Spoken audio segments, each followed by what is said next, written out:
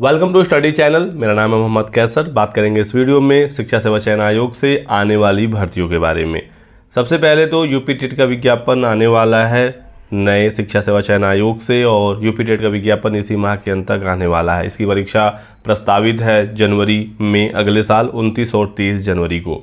ठीक है, तो यूपी टेट को लेकर तो क्लियर है एग्ज़ाम का डेट। विज्ञापन बहुत ही जल्द आएगा और उसके बाद आवेदन की प्रक्रिया शुरू होगी। लेकिन दोस्तों इसी बीच टीजीटी पीजीटी की बड़ी भर्ती भी आने वाली है और देख सकते हैं कि अर्हता संबंधी जो विसंगतियां थी दूर हो गई हैं। नई भर्ती का रास्ता साफ हो गया है, कितने पदों पर भर्ती आ सकती है और एक एक पद की योग्यता और सब्जेक्ट कॉम्बिनेशन क्या है, इस पर भी डिस्कस करेंगे। लेकिन यूपी टेट वाले छात्रों के लिए पहले एक जरूरी सूचना। तो बात करेंगे यूपी टेट के इस बेस्ट बुक के बारे में जो चक्षु प्रकाशन की तरफ से आ गई है। देख सकते हैं यूपी टेट पेपर 1 का ये स्टडी गाइड बुक है जिसमें सभी सब्जेक्ट हैं, बाल विकास, गणित, पर्यावरण, इंग्लिश, हिंदी और इसमें संस्कृत भी है।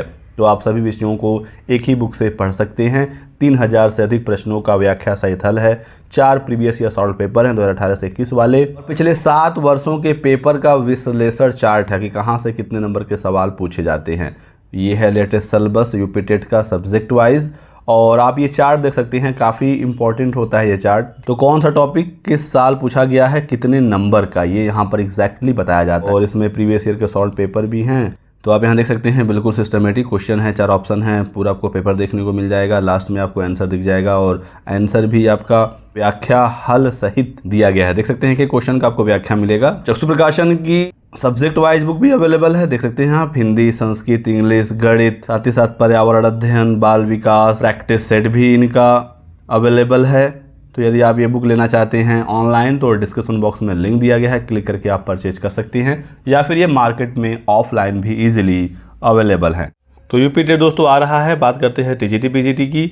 तो अर्हता संबंधी जो भी विसंगतियाँ थी वो दूर हो गई हैं। इसी साल अप्रैल में आयोग ने एक नियमावली जारी की थी टीजीटी पीजीटी योग्यता से संबंधित, लेकिन उसमें भी कुछ विसंगतियां आ गई थी और आयोग ने अब बिल्कुल नया नियमावली जारी कर दिया है। 9 सितंबर को ही ये जारी हुआ है और ये प्रभावी भी हो गया है। जो बड़ा बदलाव हुआ है उसमें ये है कि पीजीटी में बीएड अनिवार्य हो गया है। पीजीटी में भूगोल और नागरिक शास्त्र की योग्यता में संशोधन किया गया है। टीजीटी में बायोलॉजी शामिल हो गया है और टीजीटी आर्ट में बीएड कंपलसरी हो गया है। ये कुछ बड़े बदलाव हैं, बाकी देखते हैं नए शासनादेश को। तो ये है दोस्तों नियमावली, इसी से भर्ती होनी है। इसमें योग्यता बिल्कुल क्लियर डिसाइड है, सब्जेक्ट कॉम्बिनेशन डिसाइड है। इसमें बताया गया है कि अभी हाल ही में जो शासनादेश जारी हुआ था 22 अप्रैल 2025 को, उसे रद्द कर दिया गया है और नया जो योग्यता है वो इस प्रकार से है। तो सबसे पहले टीजीटी के बारे में बताया गया है और इसी नोटिस में आगे पीजीटी के बारे में भी इंफॉर्मेशन है। पदों की बात करें नई भर्ती में तो टीजीटी पीजीटी मिलाकर बहुत अच्छे खासे पदों पर भर्ती आ सकती है। अभी तक लगभग 48 जिलों से रिक्तियों का विवरण मिला है और 17,000 से अधिक की रिक्तियां आई हैं, ये सूचना मिल रही है। यानी कि 20,000 के आसपास नई भर्ती आ सकती है बड़े आराम से। तो बड़ी भर्ती होगी इस साल के अंदर, नहीं तो अगले साल ही उम्मीद है ज़्यादा नई भर्ती आने की, लेकिन बड़ी भर्ती ये होने वाली है। तो योग्यता देखिए यहाँ पर टीजीटी हिंदी की योग्यता में कोई भी बदलाव नहीं है, जो पहले था वही अभी भी है। ये पहले वाली योग्यता है और ये अभी वाली वर्तमान योग्यता है। ठीक है, तो हिंदी की योग्यता ये होती है कि ग्रेजुएशन में एक विषय के साथ स्नातक और इंटरमीडिएट में संस्कृत आपका होना चाहिए और बीएड होना चाहिए। तो इंटर में संस्कृत मांगा जाता है और बीए में हिंदी और बीएड। ठीक है, 2 साल तक यदि आपका कॉम्बिनेशन बन रहा है ग्रेजुएशन में तो आप एलिजिबल रहते हैं। इसको लेकर आप परेशान ना होइएगा।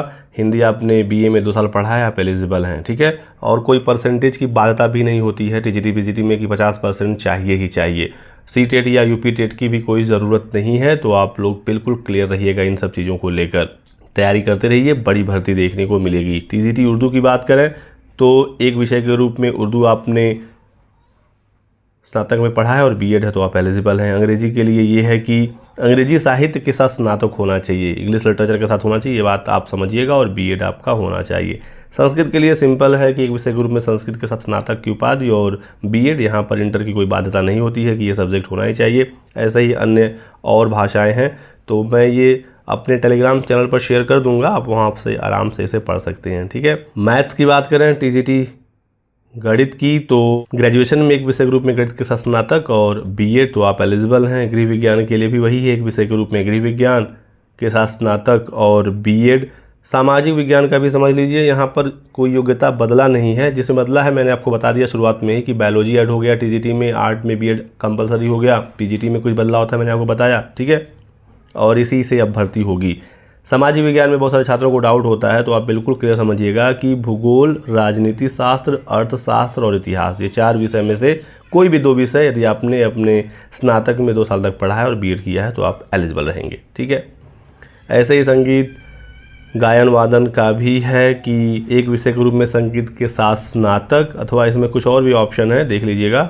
और बीएड यहाँ पर भी मांगा गया है। वाणिज्य के साथ ये है कि बीकॉम और बीएड चाहिए होगा। चित्रकला में देखिए, चित्रकला में बीएड यहाँ पर देखिए लग गया है। कला विषय के साथ स्नातक, बीएड, अथवा जो दूसरा वाला ऑप्शन है इसमें भी बीएड है।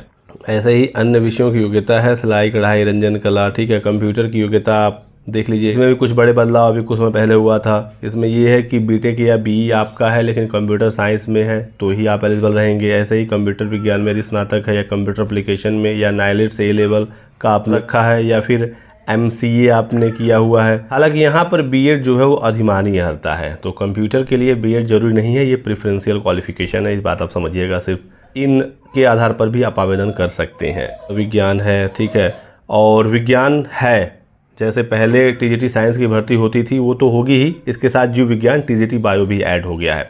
तो साइंस की योग्यता ये है कि भौतिक और रसायन के साथ स्नातक और बीएड, और टीजीटी बायोलॉजी के लिए ये है कि जंतु विज्ञान और वनस्पति विज्ञान के साथ स्नातक और बीएड। पहले देखिए ये रिक्त था लेकिन अब टीजीटी बायो ऐड हो गया है।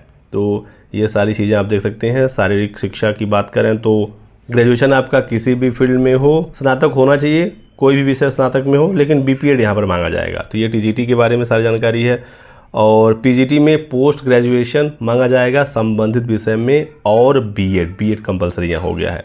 तो हिंदी की बात करें तो देख सकते हैं कि स्नातकोत्तर में आपने हिंदी पढ़ा हो और संस्कृत विषय के साथ कला स्नातक और बीएड। तो ये पहले भी यही था, अभी भी यही है।